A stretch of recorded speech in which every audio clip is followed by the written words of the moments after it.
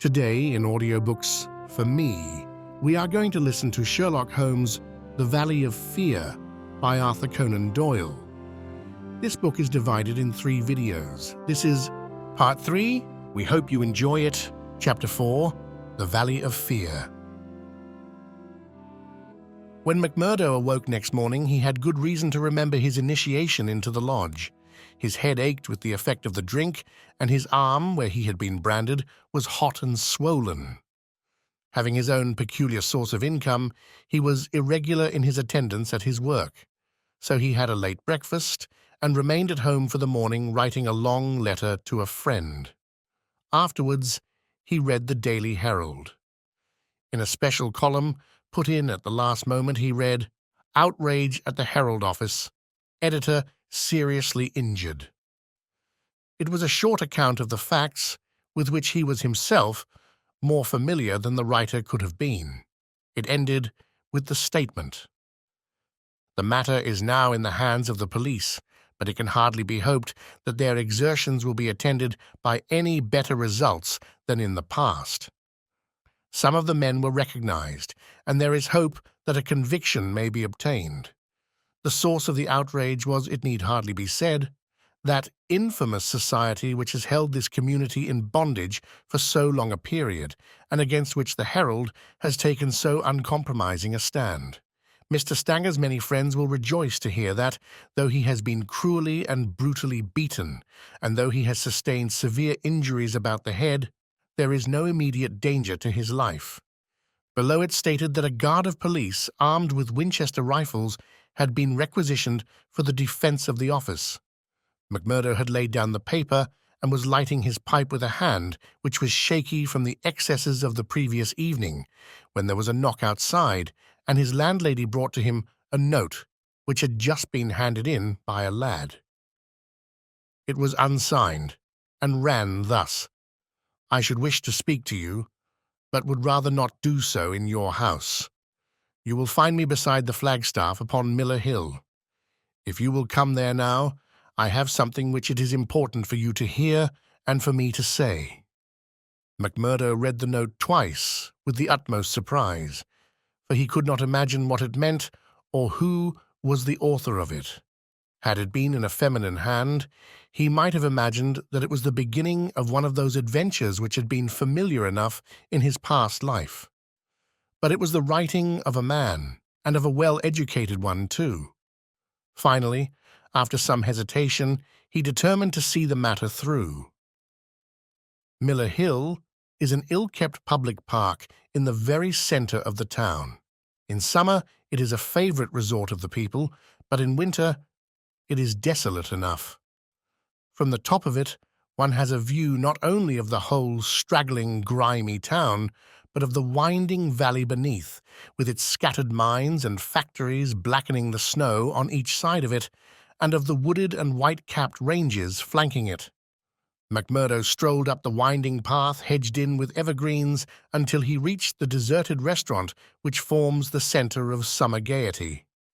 Beside it was a bare flagstaff, and underneath it a man, his hat drawn down and the collar of his overcoat turned up. When he turned his face, McMurdo saw that it was Brother Morris, he who had incurred the anger of the bodymaster the night before. The lodge sign was given and exchanged as they met. "I wanted to have a word with you, Mr. McMurdo," said the older man, speaking with a hesitation which showed that he was on delicate ground. "It was kind of you to come. Why did you not put your name to the note?" "One has to be cautious, mister. One never knows in times like these how a thing may come back to one. One never knows either who to trust or who not to trust." "Surely one may trust brothers of the lodge." "No, no, not always," cried Morris with vehemence. "Whatever we say, even what we think, seems to go back to that man McGinty." "Look here," said McMurdo sternly. "It was only last night, as you know well, that I swore good faith to our bodymaster. Would you be asking me to break my oath?" "If that is the view you take," said Morris sadly, "I can only say that I am sorry I gave you the trouble to come and meet me. Things have come to a bad pass when two free citizens cannot speak their thoughts to each other. McMurdo, who had been watching his companion very narrowly, relaxed somewhat in his bearing. "Sure, I spoke for myself only," said he. "I am a newcomer, as you know, and I am strange to it all. It is not for me to open my mouth, Mr. Morris, and if you think well to say anything to me, I am here to hear it." "And to take it back to Boss McGinty," said Morris bitterly. "Indeed, then, you do me injustice there," cried McMurdo. "For myself, I am loyal to the lodge, and so I tell you straight, but I would be a poor creature if I were to repeat to any other what you might say to me in confidence. It will go no further than me, though I warn you that you may get neither help nor sympathy." "I have given up looking for either the one or the other," said Morris. "I may be putting my very life in your hands by what I say, but bad as you are, and it seemed to me last night that you were shaping to be as bad as the worst, still you are new to it, and your conscience cannot yet be as hardened as theirs. That was why I thought to speak with you. Well, what have you to say? If you give me away, may a curse be on you." "Sure, I said I would not." "I would ask you then, when you joined the Freemen's Society in Chicago and swore vows of charity and fidelity, did ever it cross your mind that you might find it would lead you to crime?" "If you call it crime," McMurdo answered. "Call it crime!" cried Morris, his voice vibrating with passion. "You have seen little of it, if you can call it anything else. Was it crime last night, when a man old enough to be your father was beaten till the blood dripped from his white hairs? Was that crime? Or what else would you call it?" "There are some would say it was war," said McMurdo. "A war of two classes with all in, so that each struck as best it could." "Well, did you think of such a thing when you joined the Freemen's Society at Chicago?" "No, I'm bound to say I did not." "Nor did I when I joined it at Philadelphia. It was just a benefit club and a meeting place for one's fellows. Then I heard of this place. Curse the hour that the name first fell upon my ears, and I came to better myself, my God, to better myself. My wife and 3 children came with me. I started a dry goods store on Market Square, and I prospered well. The word had gone round that I was a freeman, and I was forced to join the local lodge, same as you did last night. I've the badge of shame on my forearm, and something worse branded on my heart. I found that I was under the orders of a black villain, and caught in a meshwork of crime. What could I do? Every word I said to make things better was taken as treason, same as it was last night. I can't get away, for all I have in the world is in my store. If I leave the society, I know well that it means murder to me, and God knows what to my wife and children. Oh, man, it's awful, awful." He put his hands to his face, and his body shook with convulsive sobs. McMurdo shrugged his shoulders. "You are too soft for the job," said he. "You are the wrong sort for such work. I had a conscience and a religion, but they made me a criminal among them. I was chosen for a job. If I backed down, I knew well what would come to me. Maybe I'm a coward. Maybe it's the thought of my poor little woman and the children that makes me one. Anyhow, I went. I guess it will haunt me forever." It was a lonely house 20 miles from here, over the range yonder. I was told off for the door, same as you were last night. They could not trust me with the job. The others went in. When they came out, their hands were crimson to the wrists. As we turned away, a child was screaming out of the house behind us. It was a boy of 5 who had seen his father murdered. I nearly fainted with the horror of it, and yet I had to keep a bold and smiling face. For well I knew that if I did not, it would be out of my house that they would come next with their bloody hands, and it would be my little Fred that would be screaming for his father. But I was a criminal then, part sharer in a murder, lost forever in this world and lost also in the next. I am a good Catholic, but the priest would have no word with me when he heard I was a scour, and I'm excommunicated from my faith. That's how it stands with me. And I see you going down the same road, and I ask you what the end is to be. Are you ready to be a cold-blooded murderer also, or can we do anything to stop it?" "What would you do?" asked McMurdo abruptly. "You would not inform?" "God forbid!" cried Morris. "Sure, the very thought would cost me my life."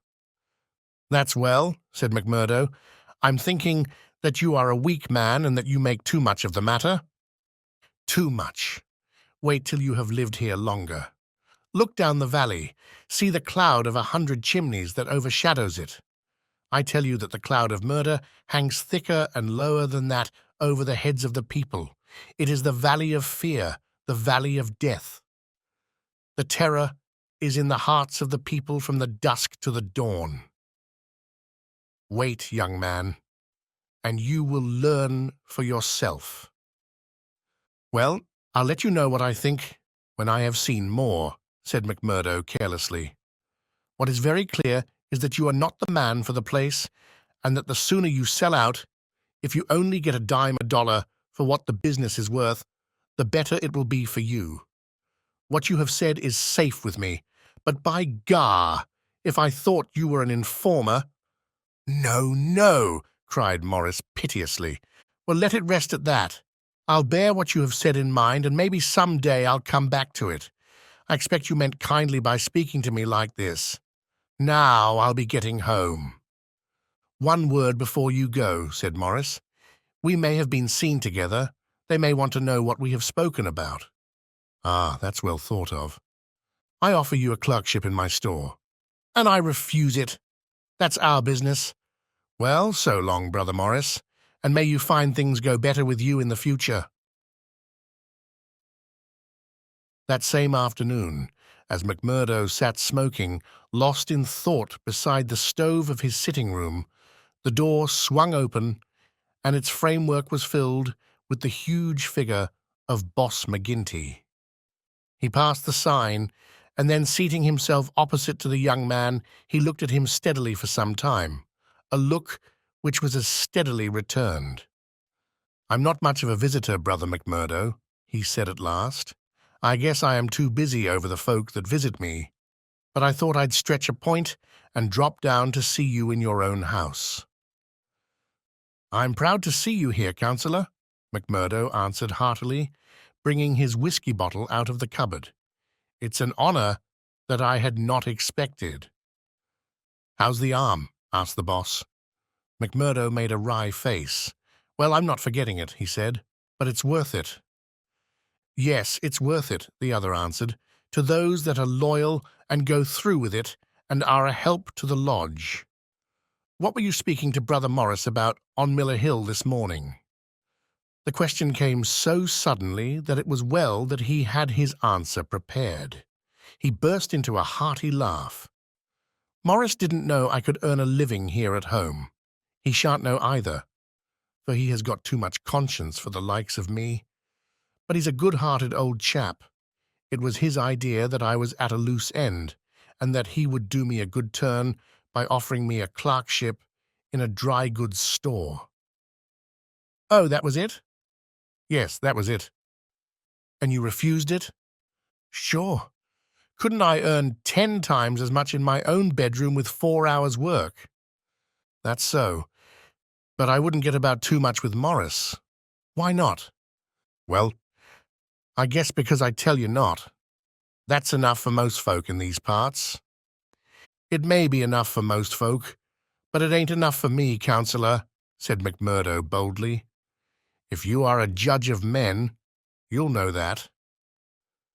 The swarthy giant glared at him, and his hairy paw closed for an instant round the glass as though he would hurl it at the head of his companion.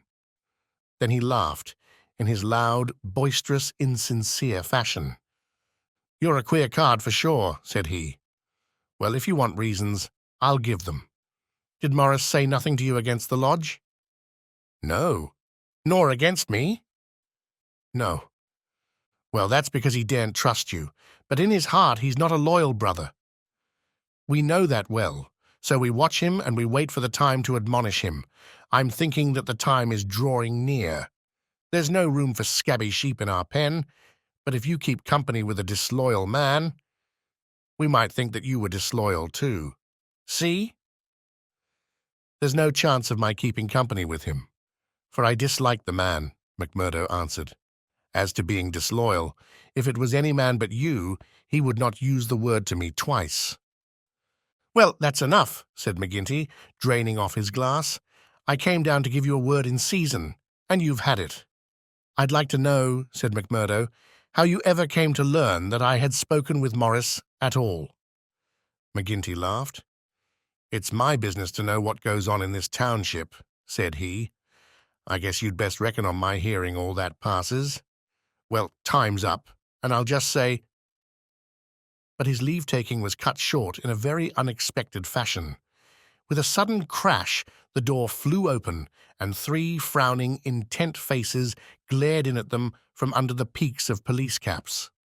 McMurdo sprang to his feet and half drew his revolver, but his arm stopped midway as he became conscious that 2 Winchester rifles were leveled at his head. A man in uniform advanced into the room, a 6-shooter in his hand. It was Captain Marvin, once of Chicago, and now of the Mine Constabulary. He shook his head with a half-smile at McMurdo.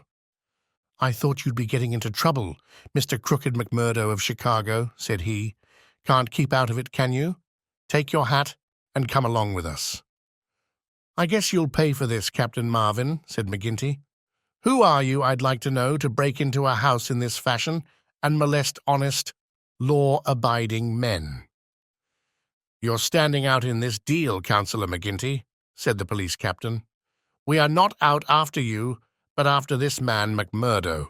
It is for you to help, not to hinder us in our duty. He is a friend of mine, and I'll answer for his conduct, said the boss.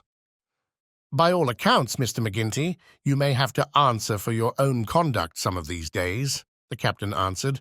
This man McMurdo was a crook before ever he came here, and he's a crook still. Cover him, patrolman, while I disarm him. There's my pistol, said McMurdo coolly. Maybe, Captain Marvin, if you and I were alone and face to face, you would not take me so easily. Where's your warrant? Asked McGinty. By gar. A man might as well live in Russia as in Vermissa while folk like you are running the police. It's a capitalist outrage, and you'll hear more of it, I reckon. You do what you think is your duty the best way you can, Councillor. We'll look after ours. What am I accused of? Asked McMurdo. Of being concerned in the beating of old Editor Stanger at the Herald office. It wasn't your fault that it isn't a murder charge. Well, if that's all you have against him, cried McGinty with a laugh, you can save yourself a deal of trouble by dropping it right now. This man was with me in my saloon, playing poker up to midnight, and I can bring a dozen to prove it. That's your affair, and I guess you can settle it in court tomorrow. Meanwhile, come on, McMurdo, and come quietly if you don't want a gun across your head. You stand wide, Mr. McGinty, for I warn you, I will stand no resistance when I am on duty. So determined was the appearance of the captain that both McMurdo and his boss were forced to accept the situation. The latter managed to have a few whispered words with the prisoner before they parted. What about— He jerked his thumb upward to signify the coining plant. All right, whispered McMurdo, who had devised a safe hiding place under the floor.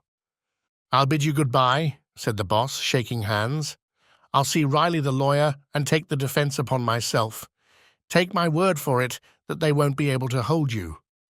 I wouldn't bet on that. Guard the prisoner, you two, and shoot him if he tries any games. I'll search the house before I leave. He did so, but apparently found no trace of the concealed plant. When he had descended, he and his men escorted McMurdo to headquarters.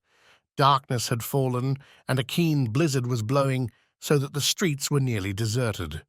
But a few loiterers followed the group, and, emboldened by invisibility, shouted imprecations at the prisoner. "Lynch the cursed scourer!" they cried. "Lynch him!" They laughed and jeered as he was pushed into the police station. After a short, formal examination from the inspector in charge, he was put into the common cell. Here, he found Baldwin and 3 other criminals of the night before, all arrested that afternoon and waiting their trial next morning. But even within this inner fortress of the law, the long arm of the freeman was able to extend.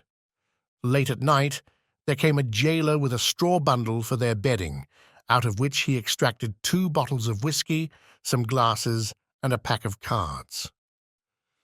They spent a hilarious night without an anxious thought as to the ordeal of the morning. Nor had they cause, as the result was to show.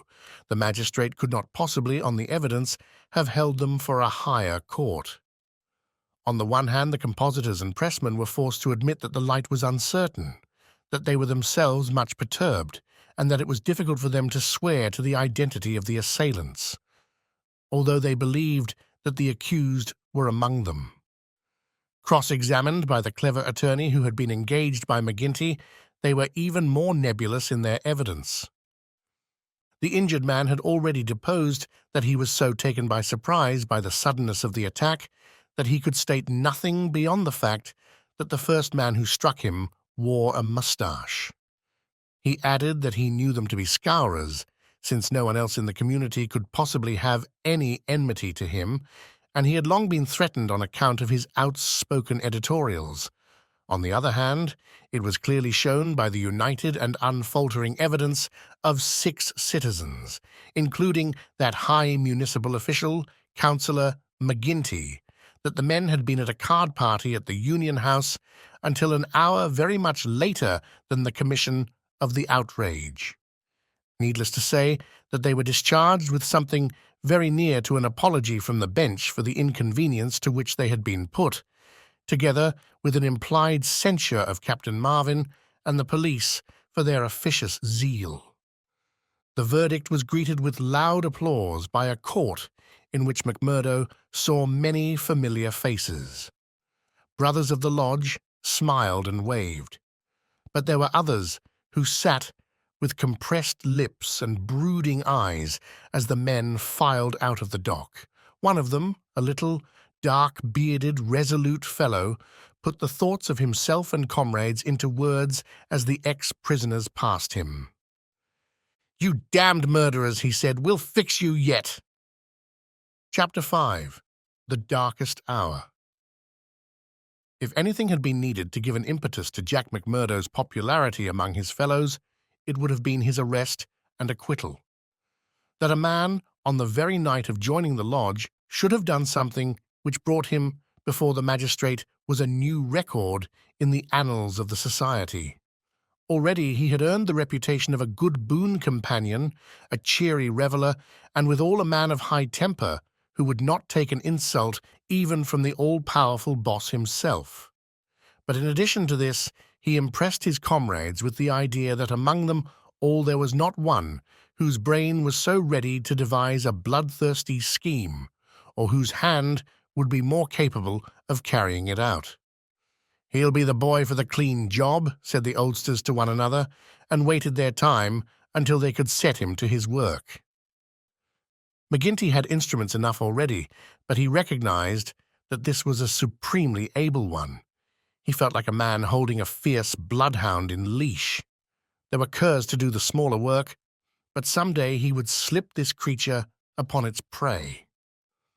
A few members of the lodge, Ted Baldwin among them, resented the rapid rise of the stranger and hated him for it.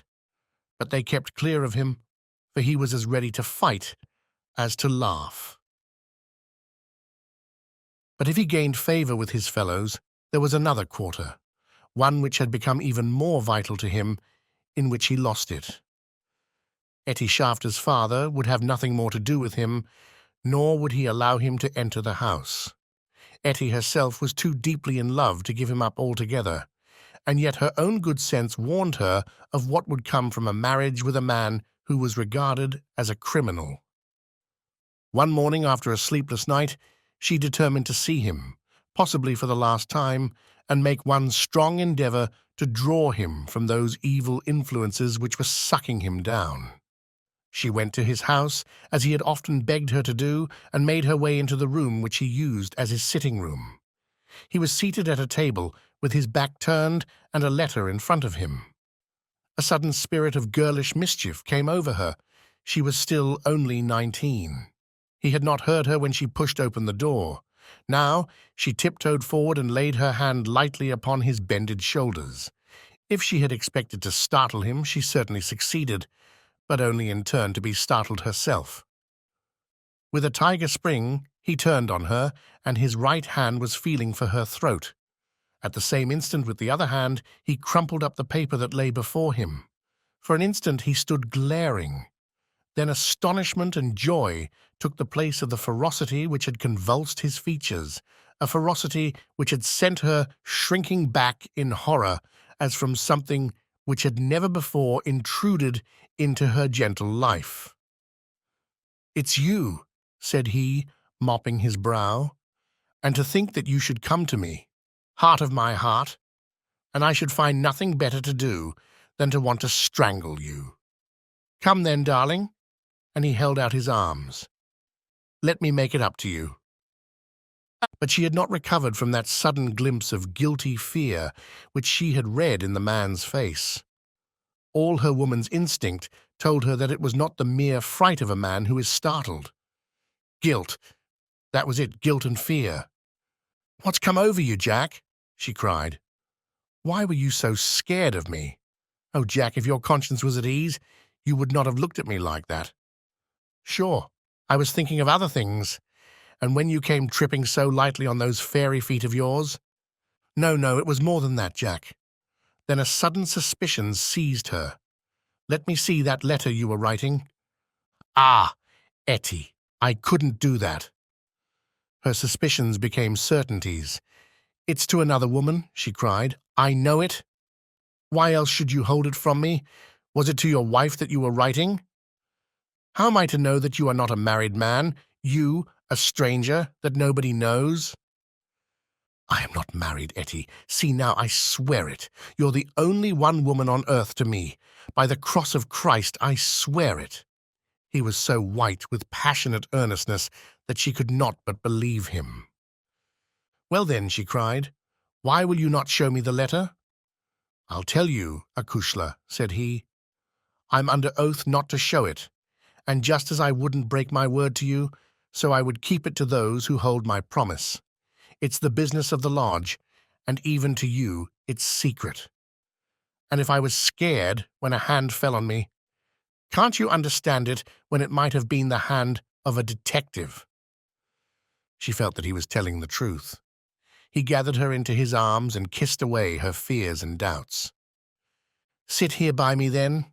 It's a queer throne for such a queen, but it's the best your poor lover can find. He'll do better for you some of these days, I'm thinking. Now your mind is easy once again, is it not?" "How can it ever be at ease, Jack, when I know that you're a criminal among criminals, when I never know the day that I may hear you are in court for murder? McMurdo the Scourer, that's what one of our boarders called you yesterday. It went through my heart like a knife." Sure, hard words break no bones. But they were true. Well, dear, it's not so bad as you think.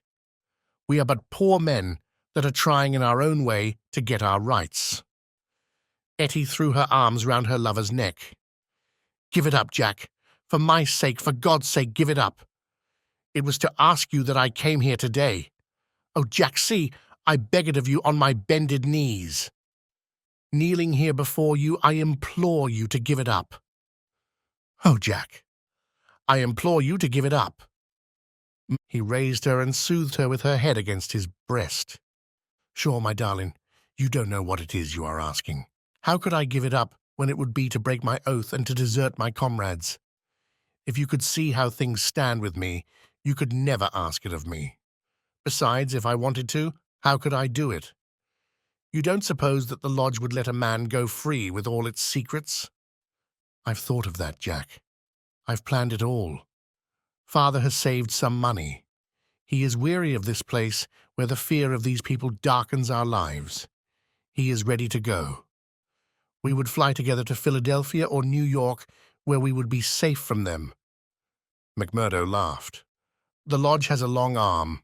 Do you think it could not stretch from here to Philadelphia or New York?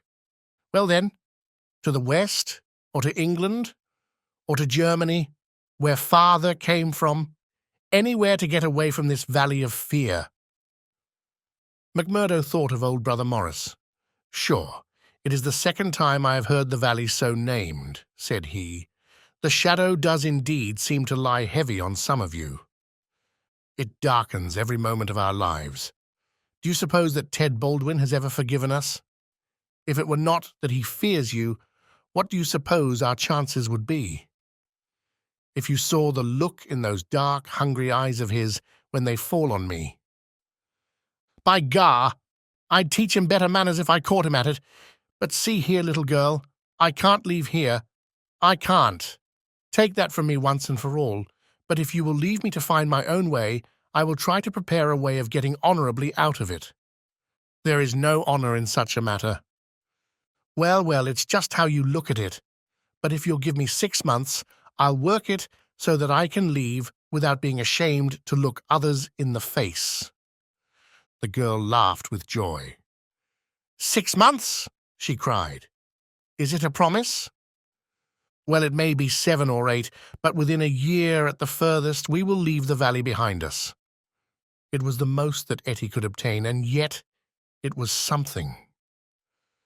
There was this distant light to illuminate the gloom of the immediate future. She returned to her father's house more light-hearted than she had ever been since Jack McMurdo had come into her life. It might be thought that, as a member, all the doings of the society would be told to him, but he was soon to discover that the organization was wider and more complex than the simple lodge. Even Boss McGinty was ignorant as to many things, for there was an official named the county delegate, living at Hobson's Patch, farther down the line, who had power over several different lodges which he wielded in a sudden and arbitrary way. Only once did McMurdo see him, a sly little grey-haired rat of a man with a slinking gait and a sidelong glance which was charged with malice. Evans Pott was his name, and even the great boss of Vermissa felt towards him something of the repulsion and fear which the huge Danton may have felt for the puny but dangerous Robespierre. One day Scanlon, who was McMurdo's fellow boarder, received a note from McGinty enclosing one from Evans Pott, which informed him that he was sending over 2 good men, Lawler and Andrews, who had instructions to act in the neighborhood, though it was best for the cause that no particulars as to their objects should be given. Would the bodymaster see to it that suitable arrangements be made for their lodgings and comfort until the time for action should arrive? McGinty added that it was impossible for anyone to remain secret at the Union House, and that therefore he would be obliged if McMurdo and Scanlon would put the strangers up for a few days in their boarding-house. The same evening the 2 men arrived, each carrying his gripsack. Lawler was an elderly man, shrewd, silent, and self-contained, clad in an old black frock coat, which with his soft felt hat and ragged, grizzled beard gave him a general resemblance to an itinerant preacher. His companion Andrews was little more than a boy, frank-faced and cheerful, with the breezy manner of one who is out for a holiday and means to enjoy every minute of it. Both men were total abstainers and behaved in all ways as exemplary members of the society, with the one simple exception that they were assassins who had often proved themselves to be most capable instruments for this association of murder. Lawler had already carried out 14 commissions of the kind, and Andrews 3.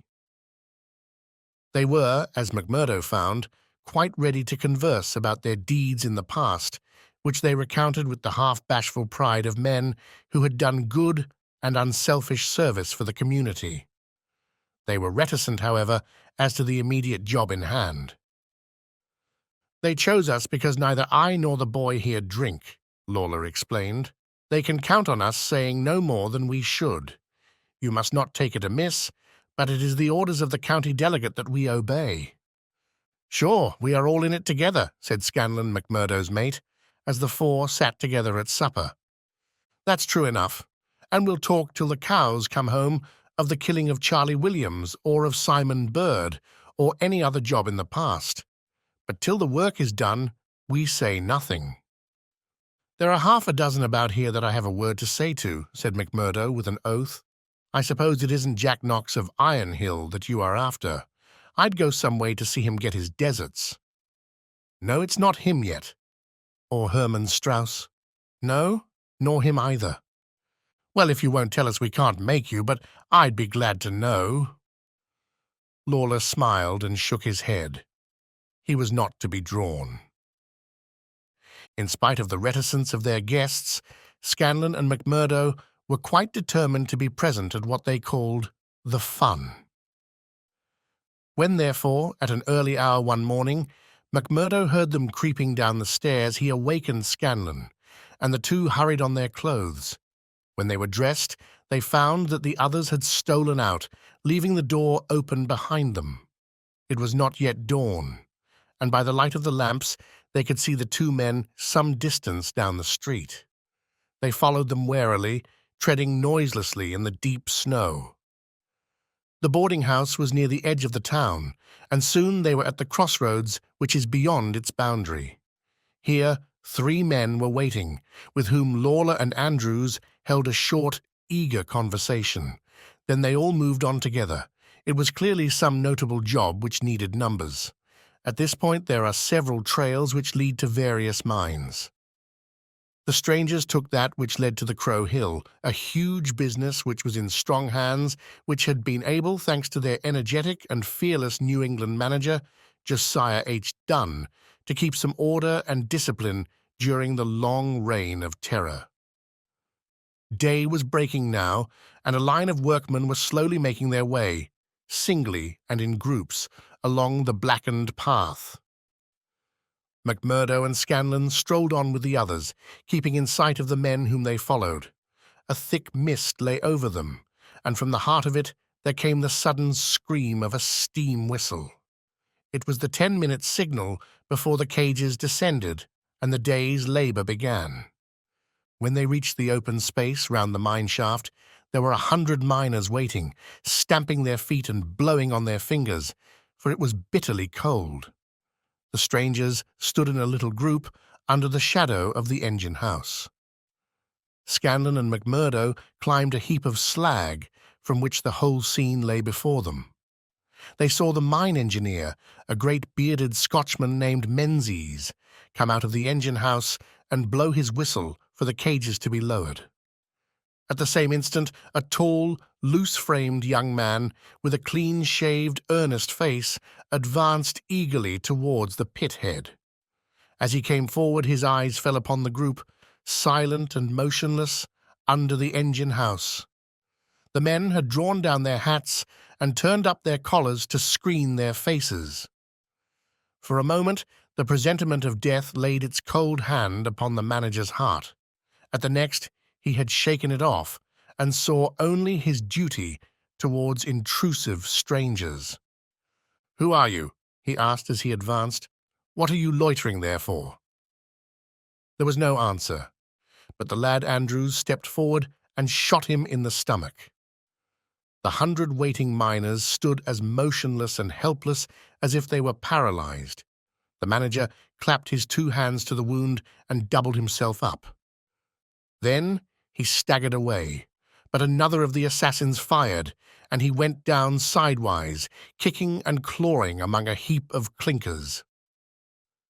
Menzies, the Scotchman, gave a roar of rage at the sight and rushed with an iron spanner at the murderers, but was met by 2 balls in the face which dropped him dead at their very feet.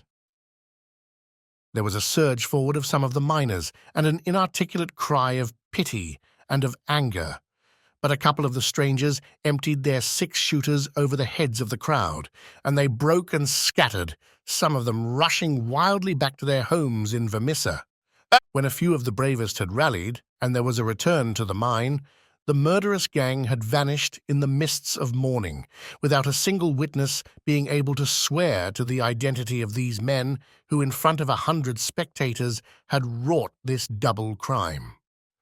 Scanlon and McMurdo made their way back, Scanlon somewhat subdued, for it was the first murder job that he had seen with his own eyes, and it appeared less funny than he had been led to believe. The horrible screams of the dead manager's wife pursued them as they hurried to the town. McMurdo was absorbed and silent, but he showed no sympathy for the weakening of his companion. "Sure, it is like a war," he repeated. "What is it but a war between us and them, and we hit back where we best can." There was high revel in the lodge room at the Union House that night, not only over the killing of the manager and engineer of the Crow Hill mine, which would bring this organization into line with the other blackmailed and terror-stricken companies of the district, but also over a distant triumph which had been wrought by the hands of the lodge itself.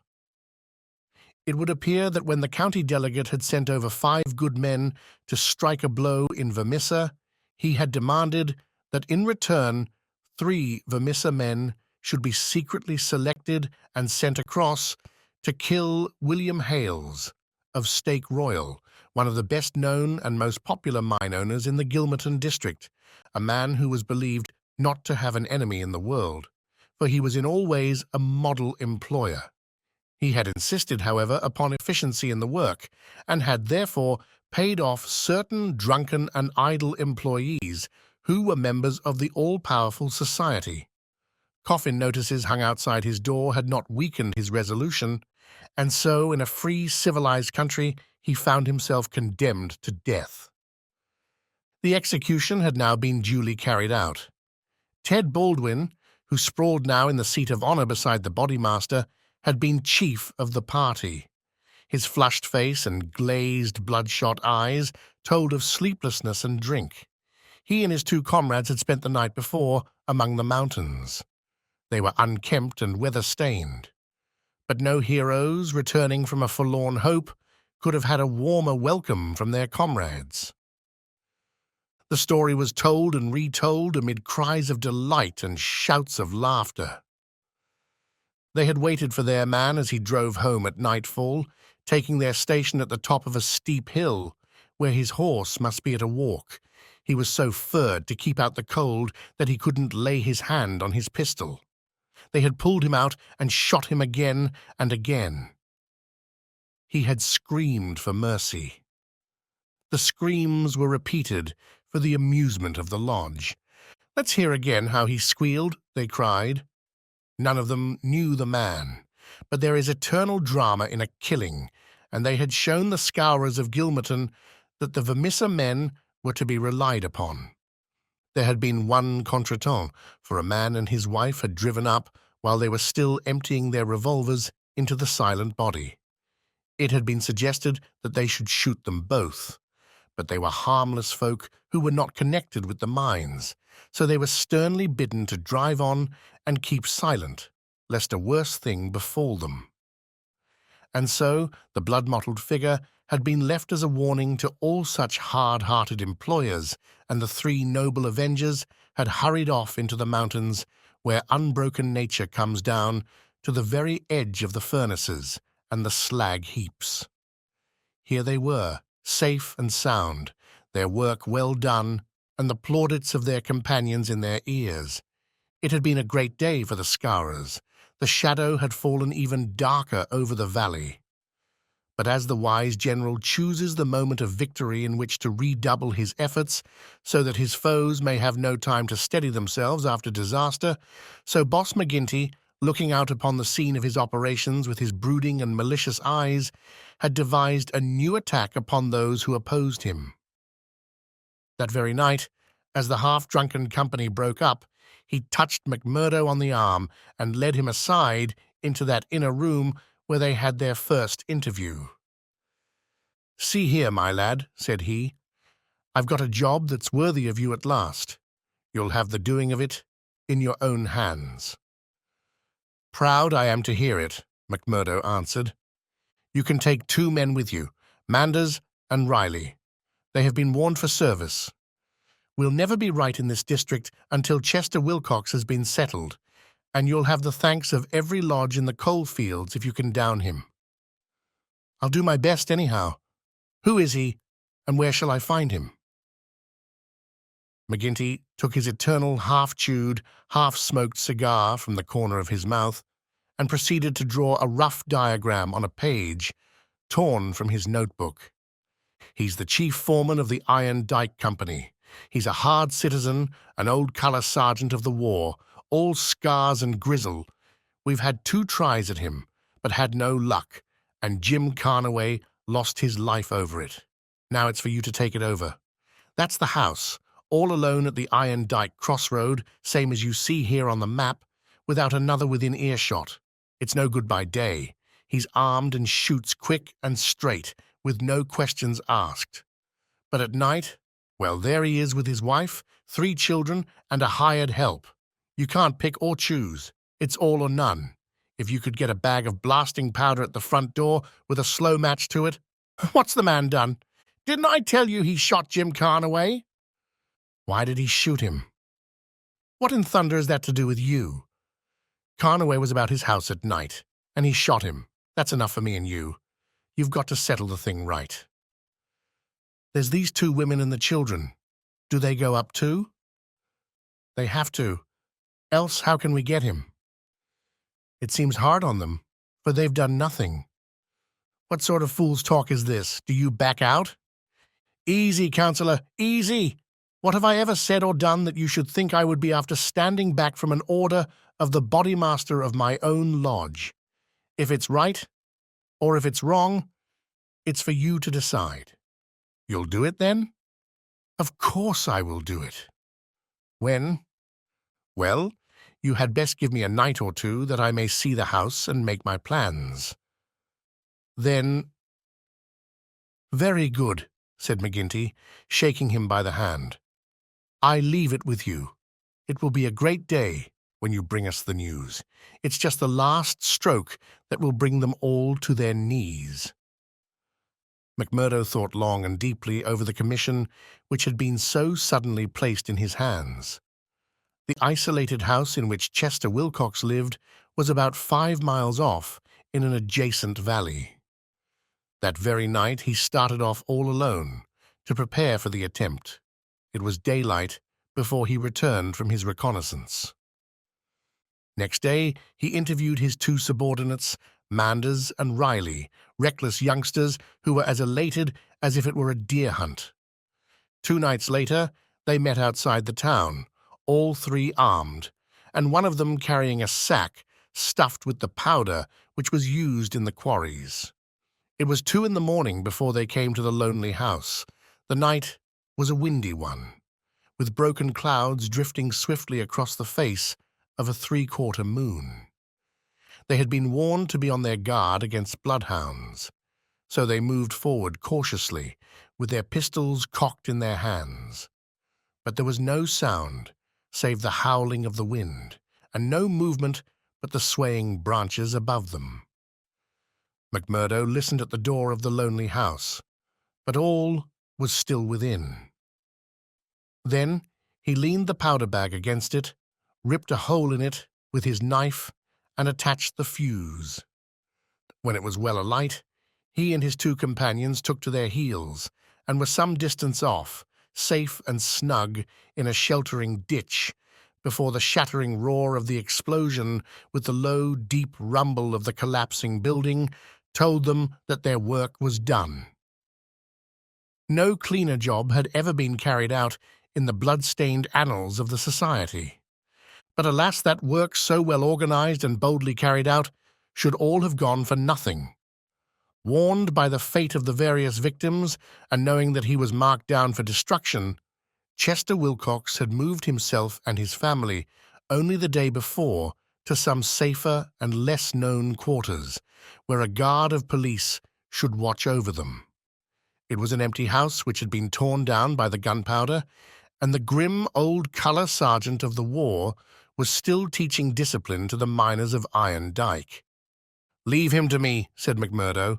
"He's my man, and I'll get him sure if I have to wait a year for him." A vote of thanks and confidence was passed in full lodge, and so for the time the matter ended. When a few weeks later it was reported in the papers that Wilcox had been shot at from an ambuscade, it was an open secret that McMurdo was still at work upon his unfinished job. Such were the methods of the Society of Freemen, and such were the deeds of the Scourers by which they spread their rule of fear over the great and rich district which was for so long a period haunted by their terrible presence. Why should these pages be stained by further crimes? Have I not said enough to show the men and their methods? These deeds are written in history, and there are records wherein one may read the details of them.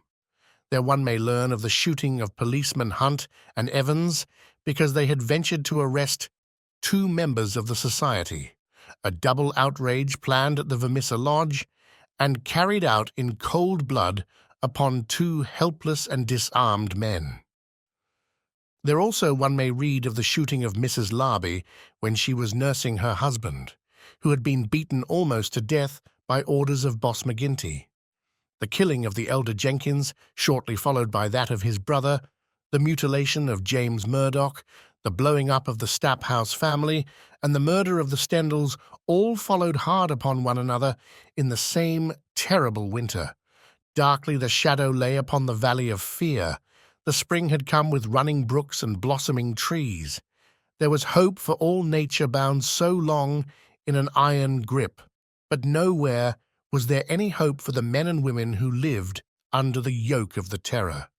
Never had the cloud above them been so dark and hopeless as in the early summer of the year 1875. Chapter 6. Danger. It was the height of the Reign of Terror. McMurdo, who had already been appointed inner deacon, with every prospect of some day succeeding McGinty as bodymaster, was now so necessary to the counsels of his comrades that nothing was done without his help and advice. The more popular he became, however, with the freemen, the blacker were the scowls which greeted him as he passed along the streets of Vermissa. In spite of their terror, the citizens were taking heart to band themselves together against their oppressors. Rumours had reached the lodge of secret gatherings in the Herald office and of distribution of firearms among the law-abiding people, but McGinty and his men were undisturbed by such reports. They were numerous, resolute, and well-armed. Their opponents were scattered and powerless. It would all end, as it had done in the past, in aimless talk and possibly in impotent arrests. So said McGinty, McMurdo, and all the bolder spirits. It was a Saturday evening in May. Saturday was always the lodge night, and McMurdo was leaving his house to attend it when Morris, the weaker brother of the order, came to see him. His brow was creased with care, and his kindly face was drawn and haggard. "Can I speak with you freely, Mr. McMurdo?" "Sure." "I can't forget that I spoke my heart to you once, and that you kept it to yourself, even though the boss himself came to ask you about it." "What else could I do if you trusted me? It wasn't that I agreed with what you said." "I know that well, but you are the one that I can speak to and be safe. I've a secret here." He put his hand to his breast. "And it is just burning the life out of me. I wish it had come to any one of you but me. If I tell it, it will mean murder, for sure. If I don't, it may bring the end of us all. God help me, but I am near out of my wits over it." McMurdo looked at the man earnestly. He was trembling in every limb. He poured some whiskey into a glass and handed it to him. "That's the physic for the likes of you," said he. "Now, let me hear of it." Morris drank, and his white face took a tinge of color. "I can tell it to you all in one sentence," said he. "There's a detective on our trail."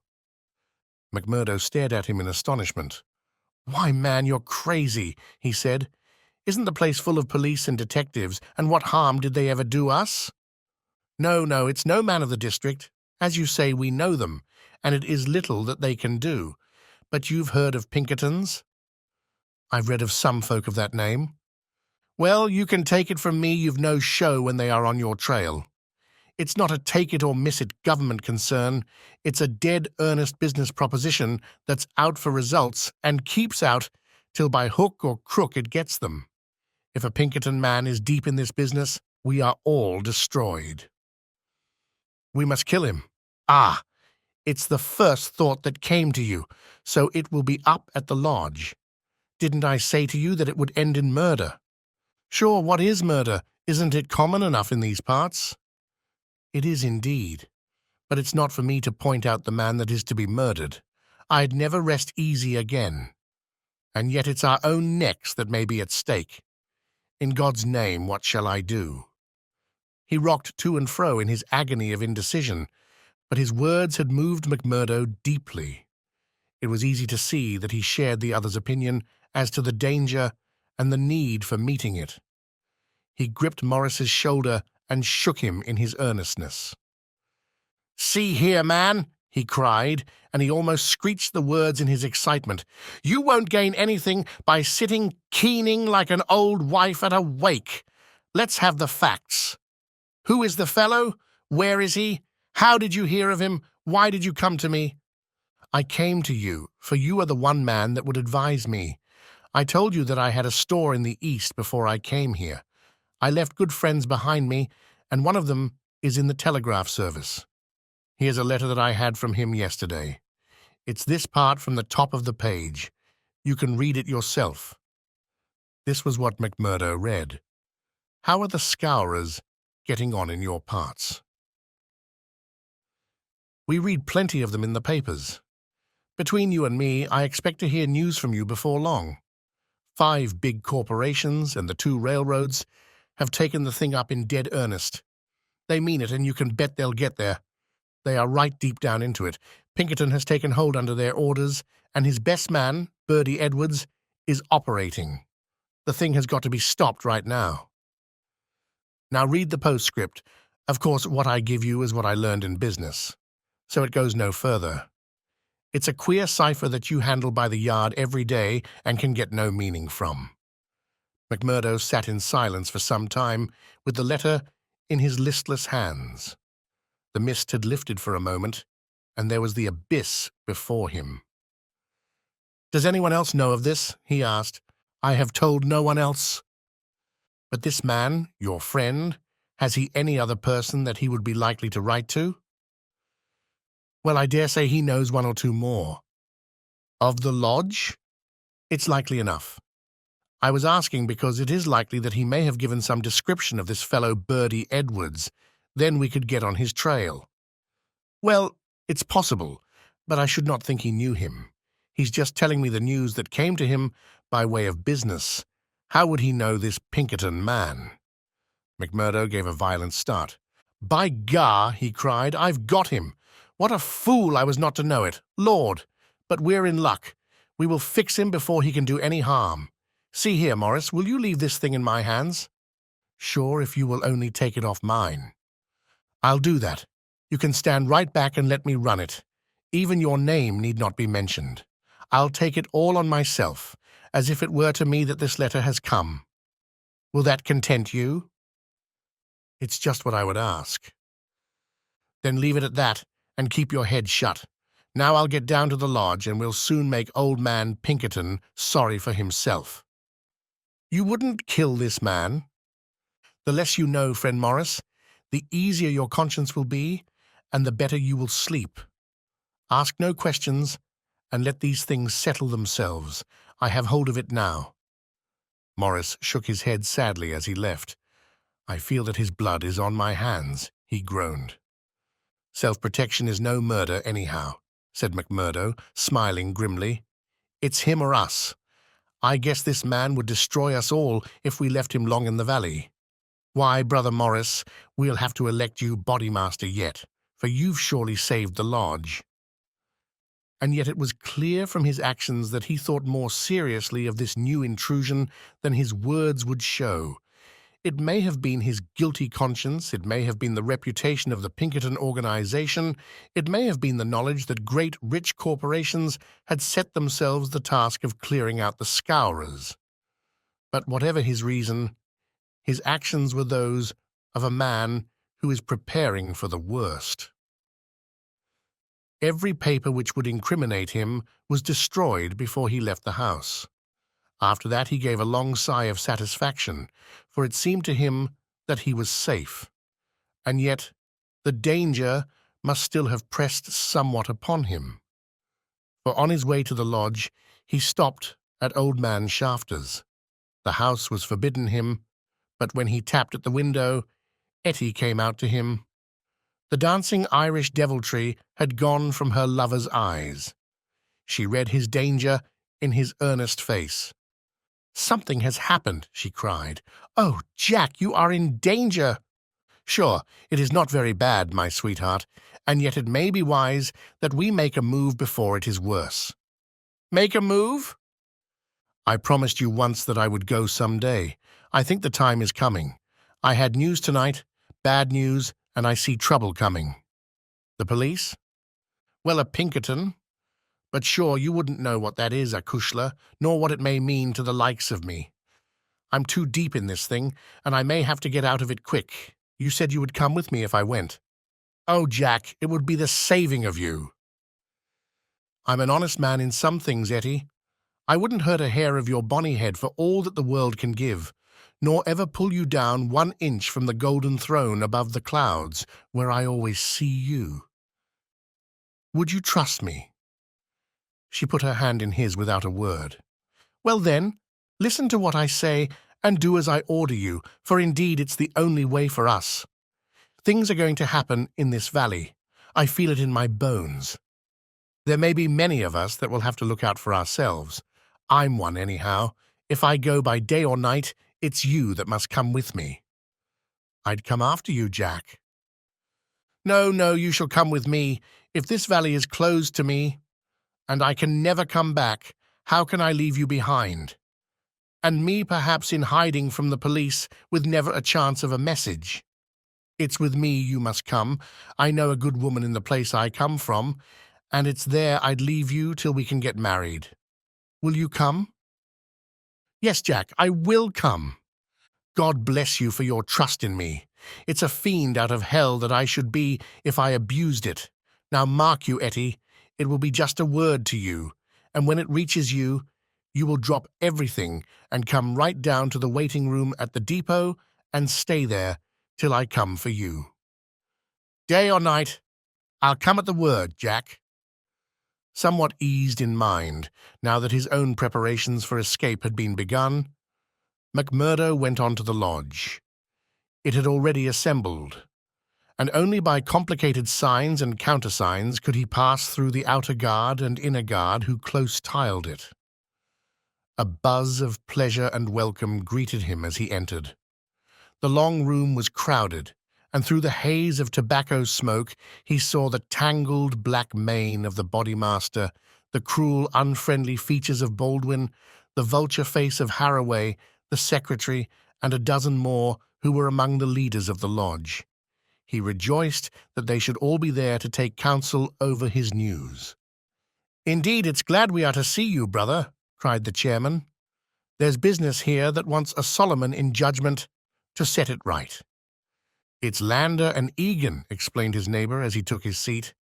"They both claim the head money given by the lodge for the shooting of Old Man Crab over at Stylestown. And who's to say which fired the bullet?"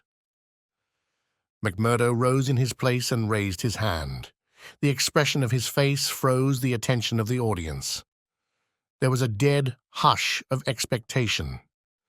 "Eminent Bodymaster," he said in a solemn voice, "I claim urgency." "Brother McMurdo claims urgency," said McGinty. "It's a claim that by the rules of this lodge takes precedence. Now, brother, we attend you."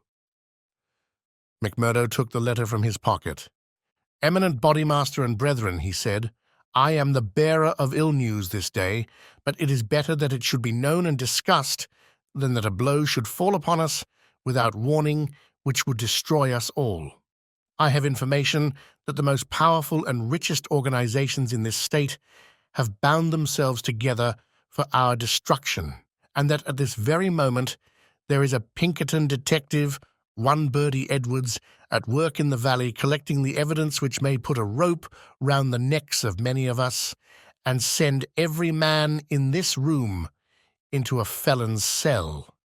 That is the situation for the discussion of which I have made a claim of urgency." There was a dead silence in the room. It was broken by the chairman. "What is your evidence for this, Brother McMurdo?" he asked. "It is in this letter which has come into my hands," said McMurdo. He read the passage aloud. "It is a matter of honour with me that I can give no further particulars about the letter nor put it into your hands, but I assure you that there is nothing else in it which can affect the interests of the lodge. I put the case before you as it has reached me." "Let me say, Mr. Chairman," said one of the older brethren, "that I have heard of Birdie Edwards, and that he has the name of being the best man in the Pinkerton service." "Does anyone know him by sight?" asked McGinty. "Yes," said McMurdo, "I do." There was a murmur of astonishment through the hall. "I believe we hold him in the hollow of our hands," he continued, with an exulting smile upon his face. "If we act quickly and wisely, we can cut this thing short. If I have your confidence and your help, it is little that we have to fear."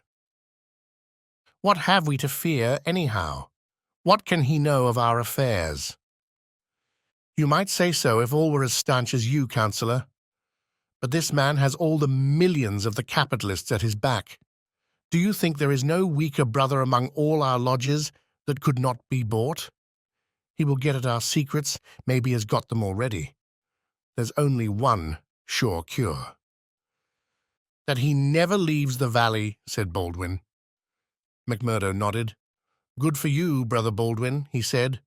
"You and I have had our differences, but you have said the true word tonight."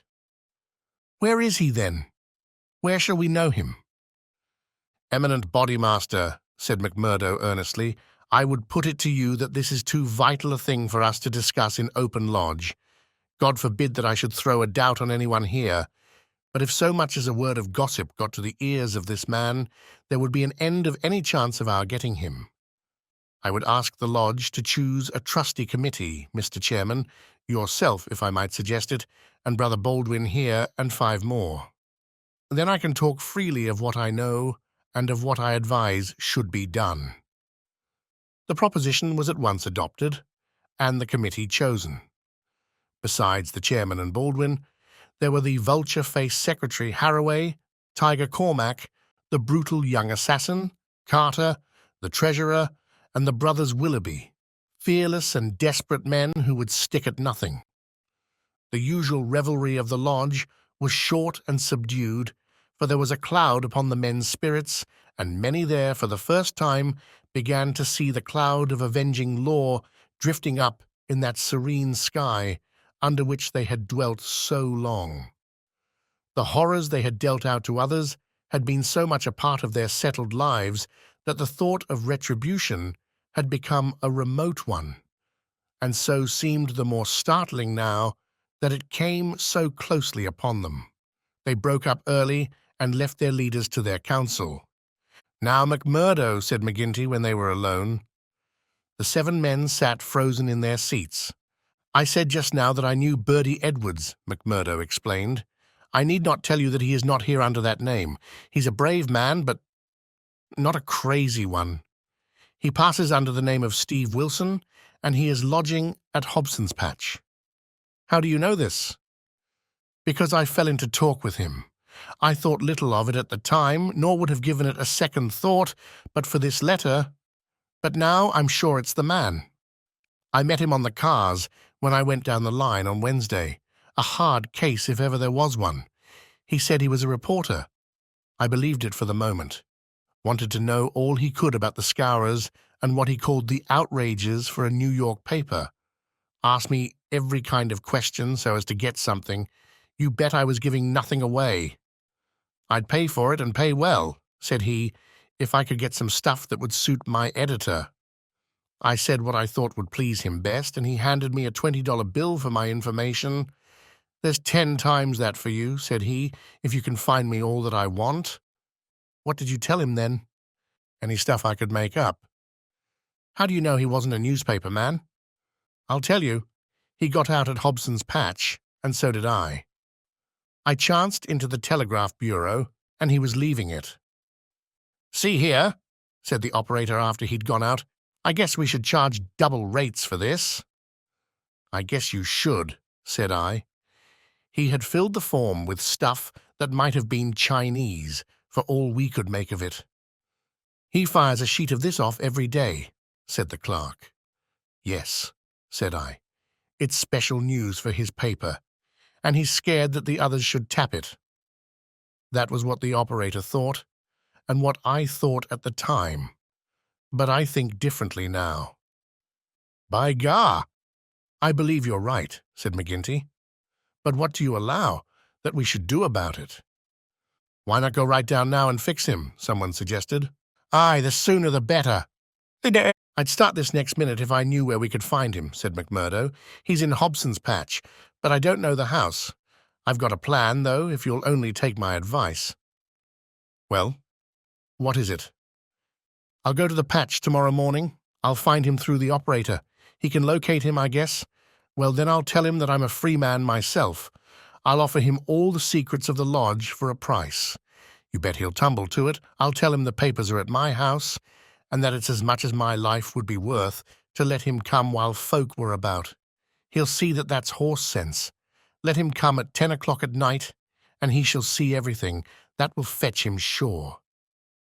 "Well, you can plan the rest for yourselves. Widow McNamara's is a lonely house.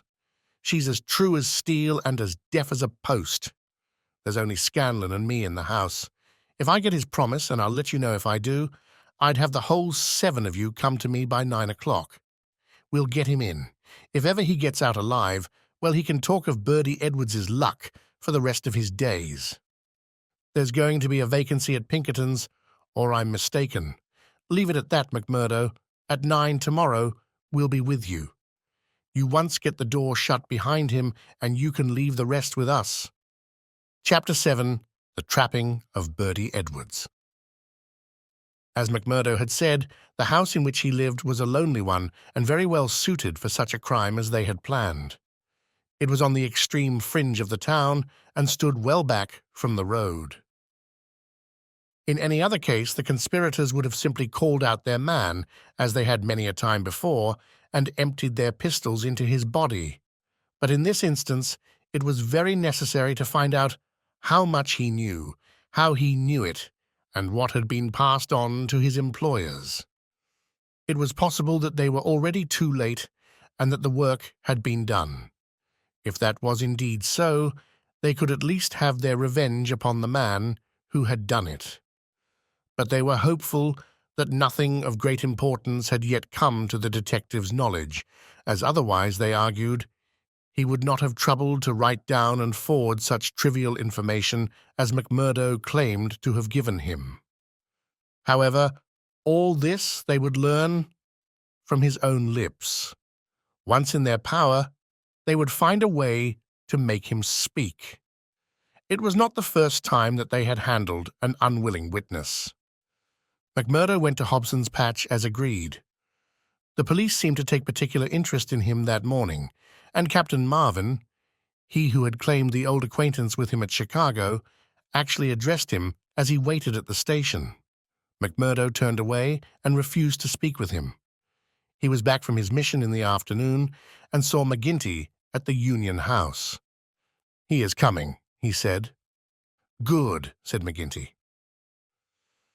The giant was in his shirt sleeves, with chains and seals gleaming athwart his ample waistcoat and a diamond twinkling through the fringe of his bristling beard. Drink and politics had made the boss a very rich as well as powerful man. The more terrible, therefore, seemed that glimpse of the prison or the gallows which had risen before him the night before.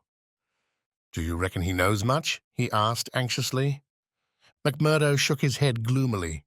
"He's been here some time, 6 weeks at the least. I guess he didn't come into these parts to look at the prospect. If he has been working among us all that time with the railroad money at his back, I should expect that he has got results and that he has passed them on." "There's not a weak man in the lodge," cried McGinty. true as steel, every man of them, and yet, by the Lord, there is that skunk Morris. What about him? If any man gives us away, it would be he. I've a mind to send a couple of the boys round before evening to give him a beating up and see what they can get from him." "Well, there would be no harm in that," McMurdo answered. "I won't deny that I have a liking for Morris and would be sorry to see him come to harm.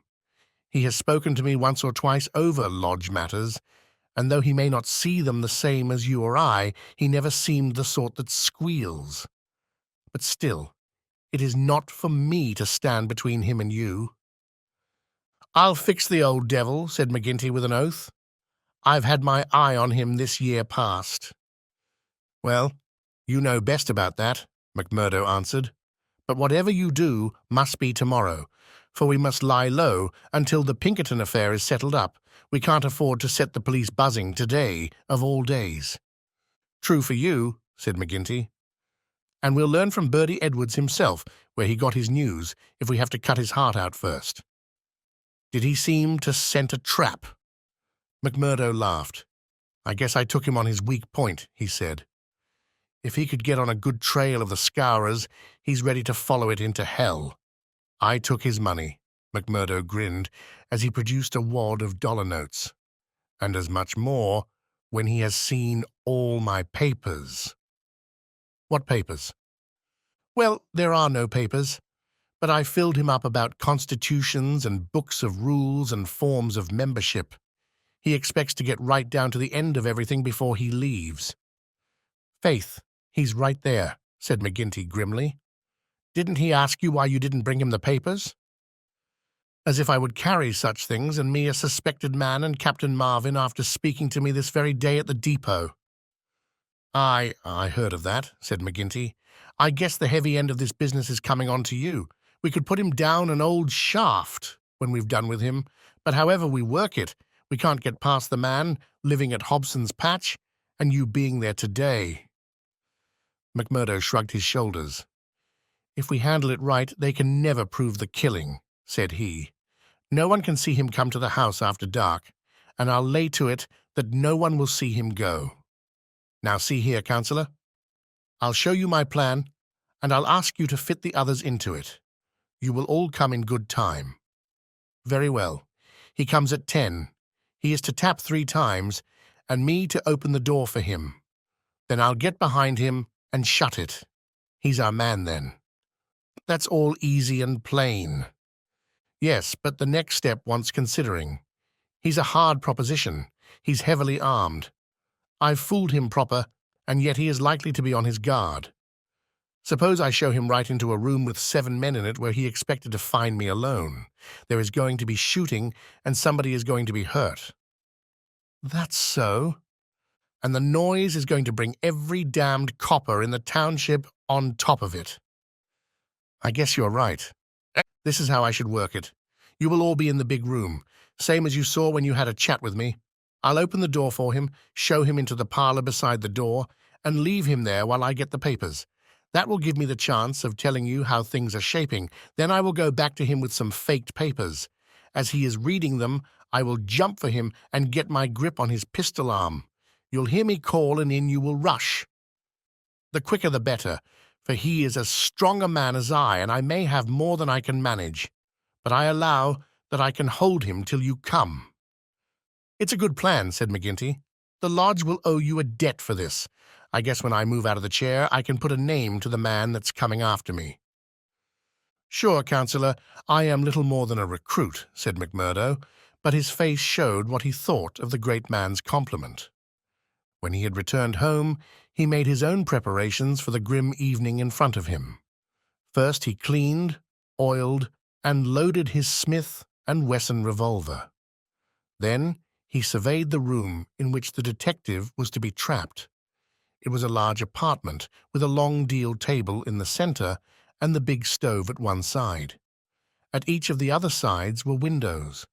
There were no shutters on these, only light curtains which drew across. McMurdo examined these attentively.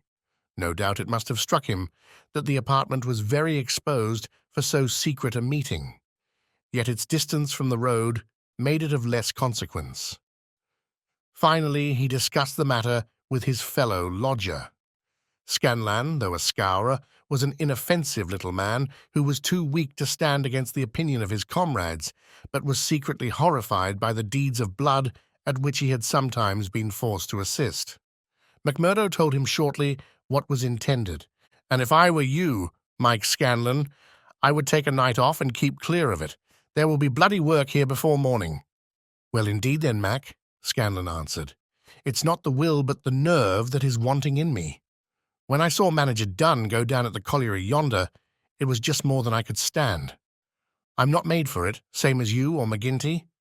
If the lodge will think none the worse of me, I'll just do as you advise and leave you to yourselves for the evening. The men came in good time as arranged. They were outwardly respectable citizens, well clad and cleanly. But a judge of faces would have read little hope for Bertie Edwards in those hard mouths and remorseless eyes. There was not a man in the room whose hands had not been reddened a dozen times before. They were as hardened to human murder as a butcher to sheep. Foremost, of course, both in appearance and in guilt, was the formidable boss. Haraway, the secretary, was a lean, bitter man with a long, scraggy neck and nervous, jerky limbs, a man of incorruptible fidelity where the finances of the order were concerned, and with no notion of justice or honesty to anyone beyond. The treasurer, Carter, was a middle-aged man, with an impassive, rather sulky expression and a yellow parchment skin. He was a capable organizer, and the actual details of nearly every outrage had sprung from his plotting brain. The two Willoughbys were men of action, tall, lithe young fellows with determined faces, while their companion Tiger Cormac, a heavy dark youth, was feared even by his own comrades for the ferocity of his disposition. These were the men who assembled that night under the roof of McMurdo for the killing of the Pinkerton detective. Their host had placed whiskey upon the table, and they had hastened to prime themselves for the work before them. Baldwin and Cormac were already half drunk, and the liquor had brought out all their ferocity. Cormac placed his hands on the stove for an instant. It had been lighted, for the nights were still cold. "That will do," said he with an oath. "Aye," said Baldwin, catching his meaning. "If he is strapped to that, we will have the truth out of him." "We'll have the truth out of him." "Never fear," said McMurdo. He had nerves of steel, this man, for though the whole weight of the affair was on him, his manner was as cool and unconcerned as ever. The others marked it and applauded. "You are the one to handle him," said the boss approvingly. "Not a warning will he get till your hand is on his throat. It's a pity there are no shutters to your windows." McMurdo went from one to the other and drew the curtains tighter. "Sure no one can spy upon us now. It's close upon the hour. Maybe he won't come. Maybe he'll get a sniff of danger," said the secretary. "He'll come. Never fear," McMurdo answered. "He is as eager to come as you can be to see him. Hark to that." They all sat like wax figures, some with their glasses arrested halfway to their lips. 3 loud knocks had sounded at the door. "Hush!" McMurdo raised his hand in caution. An exulting glance went round the circle, and hands were laid upon their weapons. "Not a sound for your lives," McMurdo whispered as he went from the room, closing the door carefully behind him. "Not a sound for your lives," McMurdo whispered. With strained ears, the murderers waited. They counted the steps of their comrade down the passage. Then they heard him open the outer door. There were a few words as of greeting. Then they were aware of a strange step inside and of an unfamiliar voice. An instant later came the slam of the door and the turning of the key in the lock. Their prey was safe within the trap. Tiger Cormac laughed horribly, and Boss McGinty clapped his great hand across his mouth. "Be quiet, you fool," he whispered. "You'll be the undoing of us yet." There was a mutter of conversation from the next room. It seemed interminable.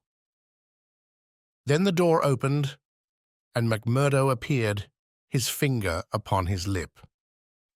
He came to the end of the table and looked round at them. A subtle change had come over him. His manner was as of one who has great work to do. His face had set into granite firmness. His eyes shone with a fierce excitement behind his spectacles. He had become a visible leader of men. They stared at him with eager interest, but he said nothing. Still, with the same singular gaze, he looked from man to man. "Well," cried Boss McGinty at last, "is he here? Is Bertie Edwards here?"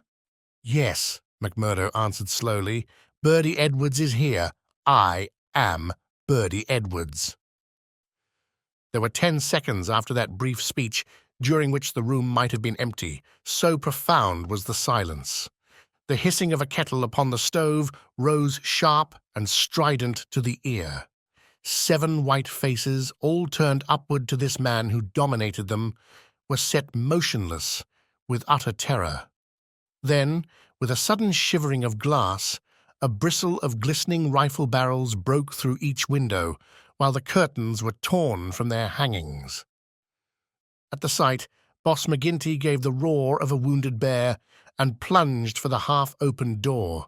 A levelled revolver met him there with the stern blue eyes of Captain Marvin of the Mine Police gleaming behind the sights. The boss recoiled and fell back into his chair. "You're safer there, Councillor," said the man whom they had known as McMurdo. "And you, Baldwin, if you don't take your hand off your pistol, you'll cheat the hangman yet. Pull it out, or by the Lord that made me— There, that will do. There are 40 armed men round this house, and you can figure it out for yourself what chance you have. Take their pistols, Marvin." There was no possible resistance under the menace of those rifles. The men were disarmed. Sulky, sheepish, and amazed, they still sat round the table. "I'd like to say a word to you before we separate," said the man who had trapped them. "I guess we may not meet again until you see me on the stand in the courthouse. I'll give you something to think over between now and then. You know me now for what I am. At last I can put my cards on the table. I am Bertie Edwards of Pinkerton's. I was chosen to break up your gang. I had a hard and dangerous game to play. Not a soul, not one soul, not my nearest and dearest, knew that I was playing it. Only Captain Marvin here and my employers knew that. But it's over tonight, thank God, and I am the winner." The 7 pale, rigid faces looked up at him. There was unappeasable hatred in their eyes. He read the relentless threat. "Maybe you think that the game is not over yet. Well, I take my chance of that. Anyhow, some of you will take no further hand, and there are 60 more besides yourselves that will see a jail this night. I'll tell you this, that when I was put upon this job, I never believed there was such a society as yours. I thought it was paper talk, and that I would prove it so. They told me it was to do with the freemen. So I went to Chicago and was made one. Then I was surer than ever that it was just paper talk, for I found no harm in the society, but a deal of good. Still, I had to carry out my job, and I came to the coal valleys. When I reached this place, I learned that I was wrong, and that it wasn't a dime novel after all. So I stayed to look after it. I never killed a man in Chicago. I never minted a dollar in my life. Those I gave you were as good as any others, but I never spent money better. But I knew the way into your good wishes, and so I pretended to you that the law was after me. It all worked just as I thought. So I joined your infernal lodge, and I took my share in your councils. Maybe they will say that I was as bad as you. They can say what they like, so long as I get you. But what is the truth? The night I joined you beat up old man Stanger. I could not warn him, for there was no time, but I held your hand, Baldwin, when you would have killed him. If ever I have suggested things so as to keep my place among you, they were things which I knew I could prevent. I could not save Dunn and Menzies, for I did not know enough, but I will see that their murderers are hanged. I gave Chester Wilcox warning, so that when I blew his house in, he and his folk were in hiding. There was many a crime that I could not stop, but if you look back and think how often your man came home the other road, or was down in town when you went for him, or stayed indoors when you thought he would come out, you'll see my work." "You blasted traitor," hissed McGinty through his closed teeth. "Aye, John McGinty, you may call me that if it eases your smart. You and your like have been the enemy of God and man in these parts. It took a man to get between you and the poor devils of men and women that you held under your grip. There was just one way of doing it, and I did it. You call me a traitor, but I guess there's many 1,000 will call me a deliverer that went down into hell to save them. I've had 3 months of it. I wouldn't have 3 such months again if they let me loose in the treasury at Washington for it. I had to stay till I had it all. Every man and every secret right here in this hand. I'd have waited a little longer if it hadn't come to my knowledge that my secret was coming out. A letter had come into the town that would have set you wise to it all. Then I had to act, and act quickly. I've nothing more to say to you, except that when my time comes, I'll die the easier when I think of the work I have done in this valley. Now, Marvin, I'll keep you no more. Take them in and get it over." There is little more to tell. Scanlon had been given a sealed note to be left at the address of Miss Etty Shafter, a mission which he had accepted with a wink and a knowing smile. In the early hours of the morning, a beautiful woman and a much-muffled man boarded a special train which had been sent by the railroad company and made a swift, unbroken journey out of the land of danger. It was the last time that ever either Etty or her lover set foot in the Valley of Fear. 10 days later they were married in Chicago, with old Jacob Shafter as witness of the wedding. The trial of the Scourers was held far from the place where their adherents might have terrified the guardians of the law. In vain they struggled. In vain the money of the lodge, money squeezed by blackmail out of the whole countryside, was spent like water in the attempt to save them. That cold, clear, unimpassioned statement from one who knew every detail of their lives, their organization and their crimes, was unshaken by all the wiles of their defenders. At last, after so many years, they were broken and scattered. The cloud was lifted forever from the valley. McGinty met his fate upon the scaffold, cringing and whining when the last hour came. 8 of his chief followers shared his fate. 50-odd had various degrees of imprisonment. The work of Bertie Edwards was complete, and yet, as he had guessed, the game was not over yet. There was another hand to be played, and yet another and another. Ted Baldwin, for one, had escaped the scaffold. So had the Willoughbys. So had several others of the fiercest spirits of the gang. For 10 years they were out of the world, and then came a day when they were free once more, a day which Edwards, who knew his men, was very sure would be an end of his life of peace. They had sworn an oath on all that they thought holy to have his blood as a vengeance for their comrades. And well, they strove to keep their vow. From Chicago he was chased, after 2 attempts so near success that it was sure that the third would get him.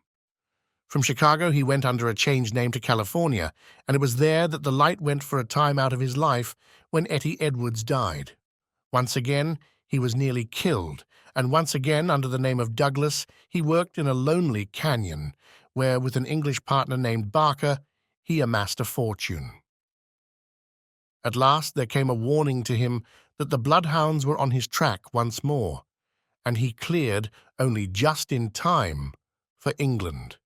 And thence came the John Douglas, who for a second time married a worthy mate, and lived for 5 years as a Sussex county gentleman, a life which ended with the strange happenings of which we have heard.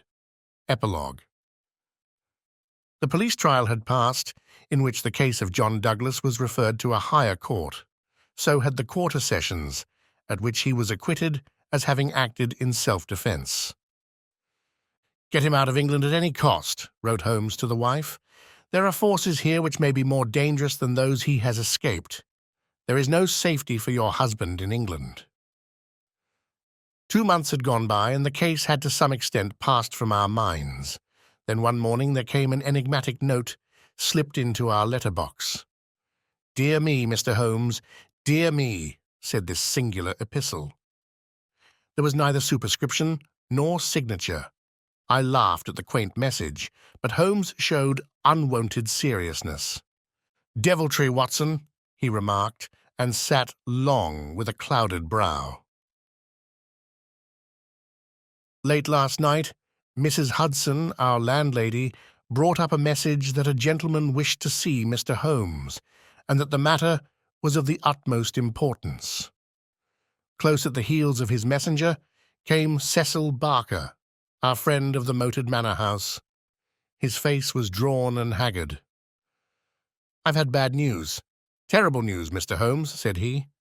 "I feared as much," said Holmes. "You have not had a cable, have you?" "I've had a note from someone who has. It's poor Douglas. They tell me his name is Edwards, but he will always be Jack Douglas of Benito Canyon to me. I told you that they started together for South Africa in the Palmyra 3 weeks ago." "Exactly." "The ship reached Cape Town last night. I received this cable from Mrs. Douglas this morning. Jack has been lost overboard in gale off St. Helena. No one knows how accident occurred." "Ivy Douglas." "Ha! It came like that, did it?" said Holmes thoughtfully. "Well, I've no doubt it was well stage-managed. You mean that you think there was no accident?" "None in the world. He was murdered." "Surely." "So I think also. These infernal scourers, this cursed vindictive nest of criminals—" No, my good sir," said Holmes. "There is a master-hand here. It is no case of sawed-off shotguns and clumsy six-shooters. You can tell an old master by the sweep of his brush. I can tell a Moriarty when I see one. This crime is from London, not from America." "But for what motive?" "Because it is done by a man who cannot afford to fail, one whose whole unique position depends upon the fact that all he does must succeed. A great brain and a huge organization have been turned to the extinction of one man. It is crushing the nut with the tripe-hammer, an absurd extravagance of energy, but the nut is very effectually crushed all the same." "How came this man to have anything to do with it?" "I can only say that the first word that ever came to us of the business was from one of his lieutenants. These Americans were well advised. Having an English job to do, they took into partnership, as any foreign criminal could do, this great consultant in crime. From that moment, their man was doomed. At first, he would content himself by using his machinery in order to find their victim. Then he would indicate how the matter might be treated. Finally, when he read in the reports of the failure of this agent, he would step in himself with a master touch. You heard me warn this man at Birlstone Manor House that the coming danger was greater than the past. Was I right?" Barker beat his head with his clenched fist in his impotent anger. "Do not tell me that we have to sit down under this. Do you say that no one can ever get level with this king devil?" "No, I don't say that," said Holmes, and his eyes seemed to be looking far into the future. "I don't say that he can't be beat. But you must give me time. You must give me time." We all sat in silence for some minutes, while those fateful eyes still strained to pierce the veil.